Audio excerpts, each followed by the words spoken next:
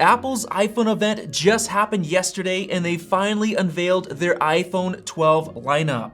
So in this video, I'm gonna wrap up all of the new features into just a few minutes while comparing them to the previous iPhone 11, with the goal of helping you decide if it's worth upgrading to the iPhone 12 if you already have the iPhone 11, the XR, the 8, the 7, the 6, or any other iPhone. Now before we get started, I want to mention that I already created a video specifically for the iPhone 12 Pro models, so if you're interested in that, be sure to watch that video after this one is over. First things first, the iPhone 12 gets the brand new design with flat aluminum edges on the sides, which I think looks incredibly clean, just like we got on the modern iPad Pro. But what makes it even better is that the thickness of the iPhone 12 went down to 7.4 millimeters compared to 8.3 on the iPhone 11, so it's gonna feel super nice, especially since it's now 16% lighter, 164 grams compared to 194 grams on the 11.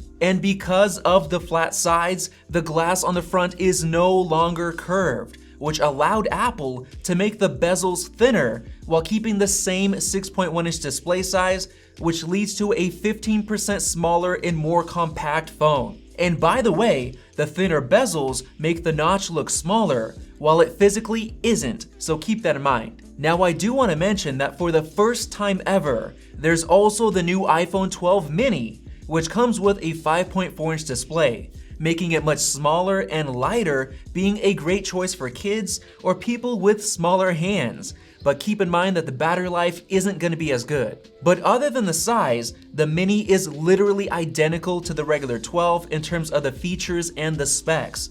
So everything that I'm gonna say about the iPhone 12 for the rest of this video also applies to the mini, except for the unfortunate fact that the mini is not gonna be shipping until next month, starting at $699. Another interesting difference is that the camera bump on the back is actually larger compared to the one on the iPhone 11. And as far as the color options for the iPhone 12, yellow is going away, while there's a new shade of green and a new blue color to replace the purple on the iPhone 11.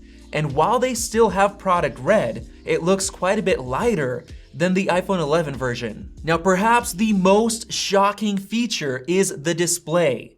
The iPhone 12 now gets the same exact Super Retina XDR OLED display as the Pro models, which is a massive upgrade from the iPhone 11, which used an LCD display. This means the iPhone 12 gets 1200 nits of peak brightness while viewing HDR content. It gets much more contrast, much better colors, and a huge boost in pixels per inch at 460, just like the Pro model. The only downside is that the iPhone 12 maxes out at 625 nits in typical use, compared to 800 nits on the iPhone 12 Pro models. Apple has now upgraded the front glass using a new ceramic substrate technology, giving it 4 times better drop protection according to Apple, and a huge upgrade is water resistance, IP68 at 6 meters for up to 30 minutes compared to only 2 meters on the iPhone 11. Now a pretty huge new feature that Apple focused a lot on during the event is 5G support, but we totally weren't expecting the regular iPhone 12 to also support millimeter wave 5G, specifically for US customers. So compared to the iPhone 11, you're getting sub-6 5G, millimeter wave 5G, and faster regular LTE speeds, up to 2 gigabits per second with 4x4 MIMO, compared to 1 gigabit per second with 2x2 MIMO on the iPhone 11. Apple also released the new Smart Data mode, which automatically switches to LTE when you don't need 5G speed. So that helps keep the rated battery life the same as the iPhone 11, which is very surprising considering the fact that the 12 got smaller and thinner. The iPhone 12 also gets the new super efficient 5nm A14 Bionic chip, which is quite a bit faster in basically every single way. So if you want to see the full comparison with benchmarks and performance differences, subscribe right now so you don't miss out. Now before I get into the camera differences, I want to touch on a feature that I'm really excited for, MagSafe. Apple has basically built magnets into the wireless charging coil inside of the iPhone itself. So the brand new super compact MagSafe wireless charger magnetically snaps onto the back of the iPhone, so you can actually use it while it's wirelessly charging at a much faster 15 watts compared to 7.5 watts using Qi chargers like the iPhone 11 is limited to. But what makes it even more special is the new MagSafe accessories, like the wallet, which can hold onto the back of a naked iPhone 12 with nothing but the built-in magnets. There's also a lineup of new cases, which have magnets built into the case itself as well, so they're easier to put on and take off. And you can even add the wallet on top of the case thanks to the magnets. Apple also has a couple of extra MagSafe accessories coming in the future, like the MagSafe Duo charger, a magnetic car mount, and a multi-charging dock from Belkin. And Apple has already confirmed that third-party companies are beginning to make accessories like PopSocket, which will use the magnets in creative ways. Now, I personally think that this is going to be a bigger deal than most people are making it out to be, and we just have to wait and see what accessory makers will come up with in the near future. Now let's finally get into the cameras, and while you might not think there's that big of a difference since we get the same 3 cameras as before, there actually are some interesting upgrades. First off, I want to mention that the A14 chip's extra performance impacts every camera feature, especially the neural engine, which is now twice as fast, and it also comes with a new image signal processor as well, so keep that in mind. The hardware on the ultra-wide camera is basically unchanged, but the wide camera is getting some new upgrades. First off, it has a faster f1.6 aperture compared to f1.8 on the 11, so it lets in more light, and it gets a new 7-element lens compared to the old one with 6 elements. So these changes help the iPhone 12's wide camera get 27% better low light performance. Not only that, but Apple mentioned that the optical image stabilization is now up to 5 times faster than before, so your video footage should be more stable, and your photos will turn out sharp more often than before. What's really exciting is that we now finally have night mode on all of the cameras, including the selfie camera, while the iPhone 11 only gets it on the main one. And it's the exact same story for Apple's Deep Fusion feature, and we'll be testing out exactly how much better those Deep Fusion selfies are gonna look compared to the iPhone 11. So if you're not already subscribed, do so right now.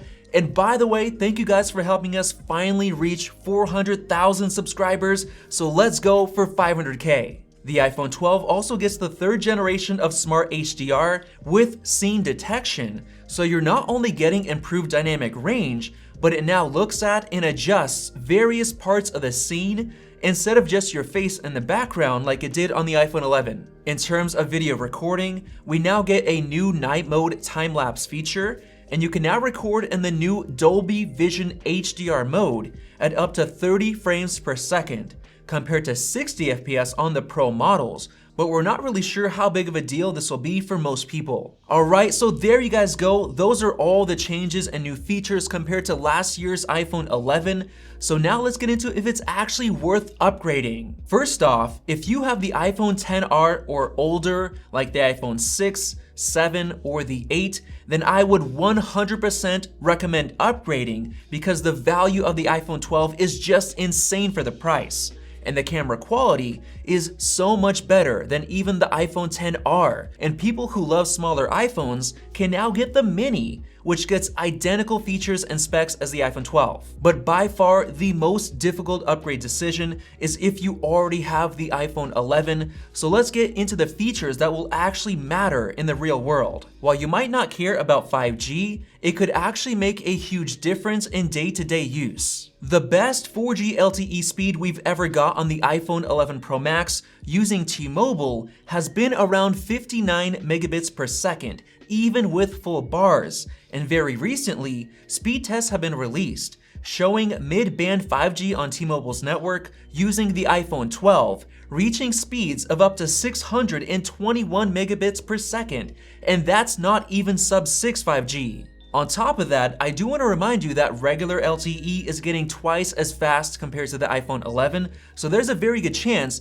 that the iPhone 12 will greatly improve cellular service across the board, making it much better for people who are having issues right now. Another huge reason to upgrade from the iPhone 11 to the 12 is, of course, the new design, which is most likely going to stay this way for the next few years. And I think the new MagSafe feature is going to be a huge hit once more accessories become available. By far, the biggest change is in the displays. You're going from an LCD panel with low resolution to quite literally the same OLED panel that you get on the iPhone 12 Pro, so display quality is getting a huge upgrade. Of course, you've now got the new A14 chip, and we're gonna have to see how fast that really is, and the cameras should be a good improvement across the board, especially since you can now take night mode shots with any of the cameras. The only real downside this year is that you don't get a charger or earpods in the box. And since the iPhone 12 now comes with a USB-C to Lightning cable, people with older 5-watt charging bricks will either have to buy a new one from Apple or buy a wireless charger. Thankfully, Anker's new 20-watt fast charger is currently on sale for $16 on Amazon if you use the coupon, so it's perfect for the iPhone 12, and I'm gonna leave links down in the description below to that sale. But here is my final piece of advice on if you should upgrade to the iPhone 12.